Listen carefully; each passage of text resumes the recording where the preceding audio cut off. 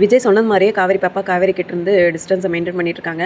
கிளாஸில் வந்து lunch tiffin வந்து ஓப்பன் பண்ண முடியல. ஃப்ரெண்ட்ஸு கிட்ட எல்லாம் சொல்கிறாங்க. ஆனால் வந்து காவேரி கிட்ட கேட்கவே இல்லை ஹெல்ப் வேணும்னு. இப்போ காவேரியை கூப்பிட்டு அந்த டிஃபன் பாக்ஸ் ஓப்பன் பண்ணி கொடுக்குறாங்க. நீ ஏன் இப்படி இருக்க, என்கிட்ட வந்ததுலேருந்து பேசவே இல்லை, என்ன ரீசன் அப்படின்னு சொல்லி கேட்குறாங்க. அப்போ குழந்தை சொல்லுது, எங்கள் அப்பா தான் உங்ககிட்ட வந்து பேசக்கூடாது, தேவையில்லாத டைமெல்லாம் பேசக்கூடாதுன்னு சொல்லியிருக்காரு அப்படின்னு சொல்லுது அந்த பாப்பா. ஸோ ரொம்பவே ஷாக் ஆகிறாங்க. பாப்பாவை கூட்டிகிட்டு போகிறக்காக விஜய் வெயிட் பண்ணிட்டு இருக்காங்க. பாப்பாவும் வந்துடுறாங்க. அந்த டைம் காவேரி வராங்க. நீங்கள் ஏன் இப்படி பண்ணுறீங்க, ஏன் குழந்தைகிட்ட வந்து பேசக்கூடாதுன்னு சொல்லியிருக்கீங்க அப்படின்னு சொல்கிறாங்க. ஏன் குழந்தை, நான் எப்படி வேணாலும் சொல்லுவேன், உங்ககிட்ட பேசி தேவையில்லாத ஆசையெல்லாம் வளர்த்துக்கணுமா அவ அப்படின்னு சொல்லிட்டு கூட்டிகிட்டு போயிடுறாங்க. ஸோ இன்னொரு சைடு தாத்தா எல்லாம் உட்காந்து சாப்பிட்ருக்காங்க டைனிங் டேபிளில். அப்போ பாப்பா சொல்கிறா, பாப்பா ரொம்பவே ஷேடாக இருக்கா. அப்போ வந்து விஜய் கேட்குறாங்க, ஏன் இப்படி இருக்க அப்படின்னு சொல்லிட்டு. நீங்கள் தான் காவேரி மிஸ் கிட்ட பேசக்கூடாதுன்னு சொல்லிட்டீங்களப்பா, அதனால தான் நான் இப்படி இருக்கேன் அப்படின்னு சொல்கிறாங்க.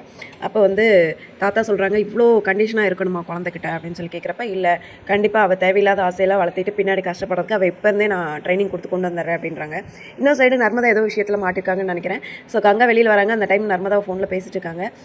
ஸோ அடுத்து என்ன நடக்க போகுது அப்படின்றத நான் நெக்ஸ்ட் வீடியோவில் சொல்கிறேன். Okay, by.